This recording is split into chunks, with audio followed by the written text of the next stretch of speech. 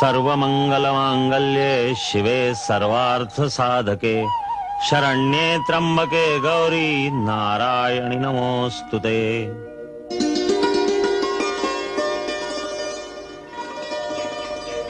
प्रकृति में बहुत से शरीर हैं, जानवरों के, पक्षियों के, जलचरों के, परंतु संसार में सबसे दुर्लभ, सबसे उत्तम शरीर मनुष्य शरीर है, क्योंकि इसके अंदर वो आध्यात्मिक शक्तियां हैं जो किसी दूसरे शरीर में नहीं। आध्यात्मिक और मानसिक शक्ति का यह भंडार हर मनुष्य शरीर में होता है, भले ही वो शरीर ऊंची जाति का हो या नीच जात का हो, किसी रंग या किसी नस्ल का हो, प्रकृति उसमें भेदभाव नहीं करती। इसीलिए हर मानव शरीर को मुक्ति का द्वार कहा जाता है। शरीर के मुख्य केंद्रों में निरंतर इस शक्ति का स्पंदन होता रहता है। जब तक उसे जगाकर अपने काबू में न किया जाए उसका कोई फायदा नहीं, वो बेकार चीज है। वैसे ही जैसे किसी कंजूस के घर भंडार तो भरे हों और वो भूखा बैठा रहे। हर मानव शरीर में इस शक्ति के 7 केंद्र होते हैं जो योगाभ्यास द्वारा जागृत किए जा सकते हैं। मैं तुम्हें अपने शरीर में ये 7 चक्र दिखाता हूं।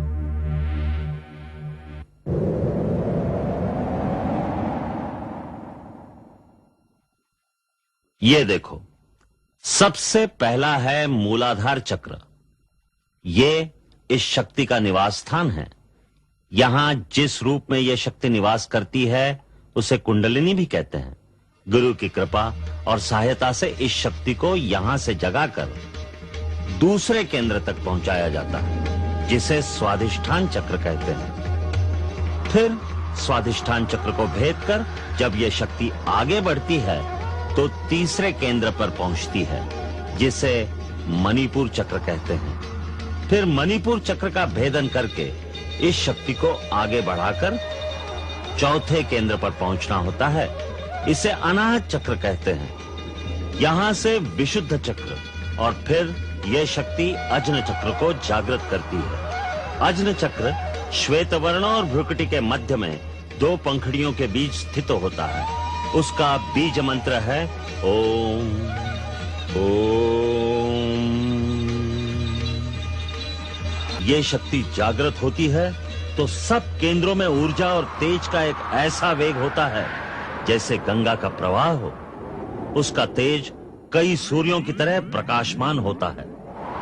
कुंडलिनी जब आगे बढ़ती है तो साधक को चेतना की अलग अलग परतों का अनुभव होता है, यहां तक कि जब वो छठे चक्र का भेदन करके सहस्रार तक पहुंचती है तो योगी पूर्ण समाधि में लीन हो जाता है। जहां रोशनी ही रोशनी है, प्रकाश ही प्रकाश है, वहां पहुंचकर एक अलौकिक आनंद की अनुभूति होती है, जहां मानव की चेतना आदि और अंत की सीमाओं को पार कर जाती है। वो परम चेतना की परिसीमा है, जहां तीनों काल और समस्त लोक उसके सामने प्रकाशित हो जाते हैं।